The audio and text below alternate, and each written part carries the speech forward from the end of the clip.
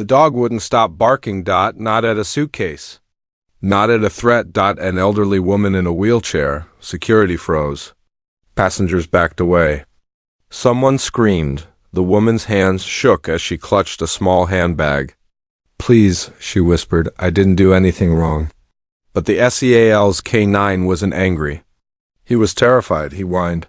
He pulled. He begged. And when police finally realized why, it was almost too late, because the dog wasn't warning them about danger. He was warning them about death. Before we start, make sure to hit like, share, and subscribe.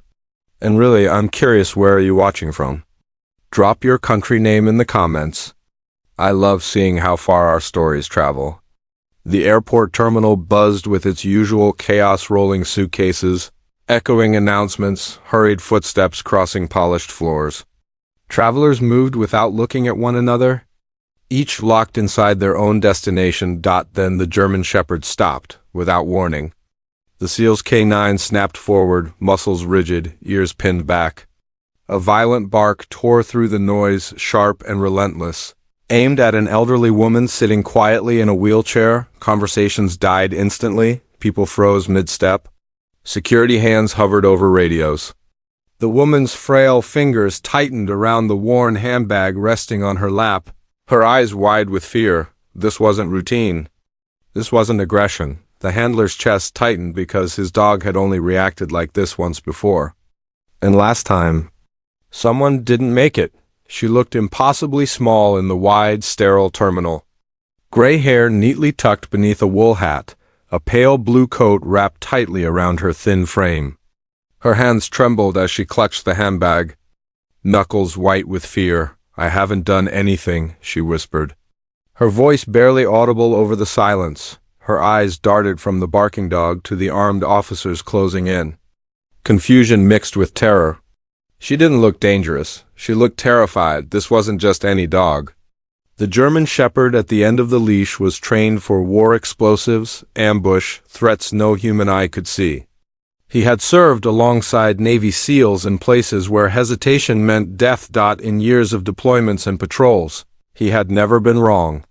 Not once. False alarms didn't exist for him. That was why the handler's jaw tightened.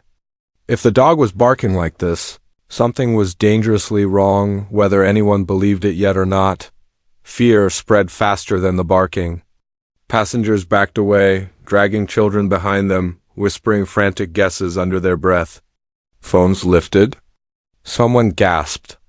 Another person shouted for security. A ripple of panic moved through the terminal as officers stepped forward, forming a loose perimeter. The dog's barks echoed off the walls, sharp and urgent.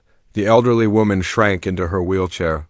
Shoulders hunched, eyes glassy with terror. To everyone watching, it looked like danger had already arrived. 2 airport police officers moved in calmly but decisively, hands raised in a non-threatening gesture. One positioned himself beside the wheelchair while the other addressed the growing crowd, his voice firm and controlled. "Everyone stay back," he ordered. Scanning the terminal, the handler tightened his grip on the leash, pulling the dog slightly away, though the shepherd strained forward. Refusing to break focus, the elderly woman's chest rose and fell rapidly. "Please," she said softly, eyes shining with fear. This was no longer just a scene. It was an emergency unfolding in public. "I don't understand what's happening," the woman whispered, her voice trembling as she clutched the sides of her wheelchair. "I'm just trying to get home." Tears welled in her tired eyes, spilling down weathered cheeks. She shook her head slowly, overwhelmed by the uniforms, the barking, the stares. "I haven't hurt anyone," she pleaded, barely able to breathe.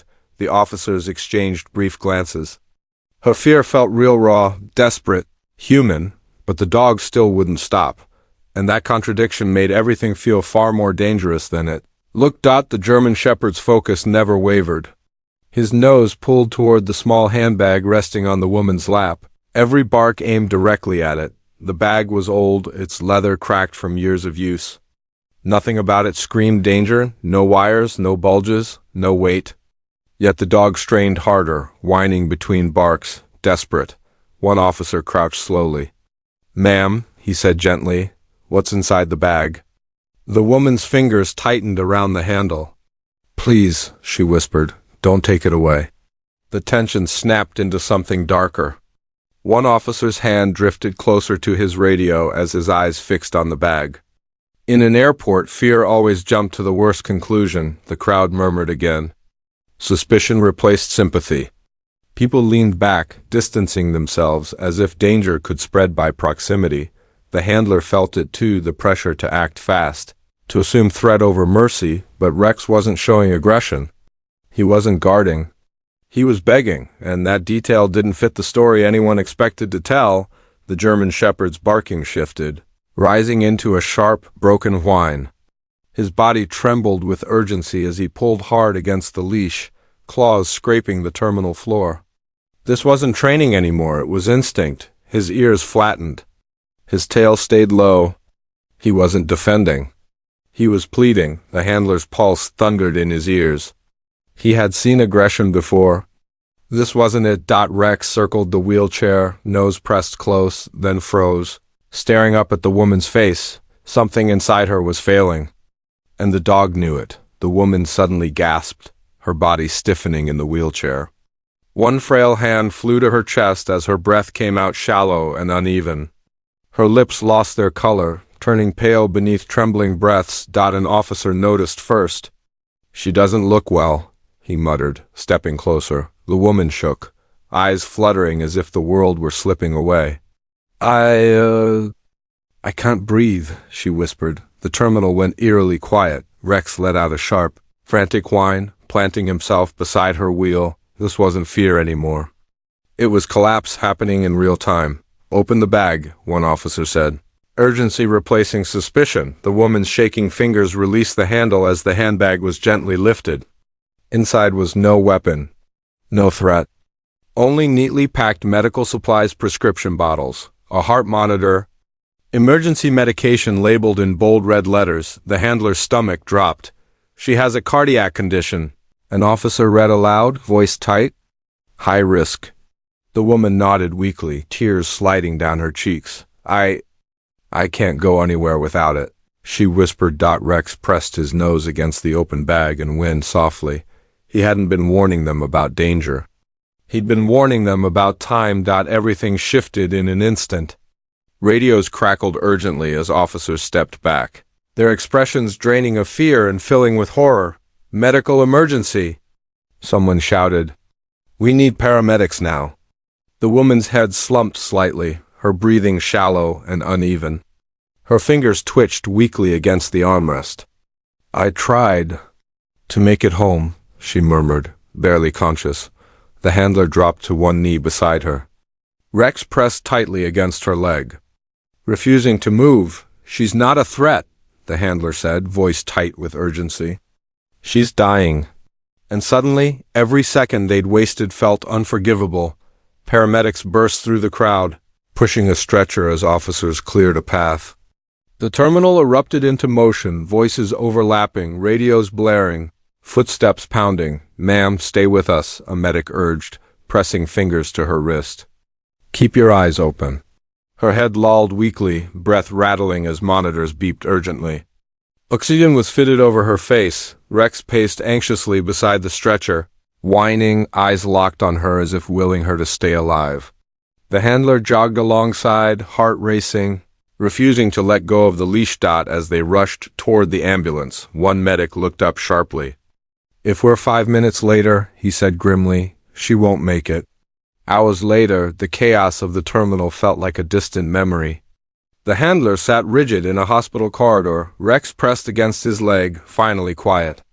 Every passing second dragged like a weight. A doctor emerged at last, his expression serious then softening. "She survived?" he said. "Barely." The handler exhaled, a breath he didn't realize he'd been holding. Rex's tail thumped once against the floor. The doctor continued, voice low. Her heart began to fail in the terminal. "If treatment had come any later, we'd be telling a different story." He paused, eyes drifting to the dog. Whatever trained him to react like that, it saved her life. Before the handler could leave, a nurse approached, holding a small folded note. "She asked me to give this to you. she said softly. Inside were only a few shaky words, written in fragile handwriting.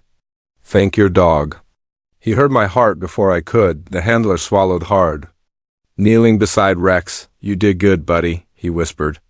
Resting his forehead against the dog's, Rex let out a low, gentle whine, tail wagging slowly, as if he understood. Around them, hospital staff paused, watching quietly. Some wiped their eyes. One bark had changed everything. Not by causing fear, but by saving a life. If this story moved you, remember to like, share, and subscribe for more unbelievable true-style stories of loyalty, courage, and miracles.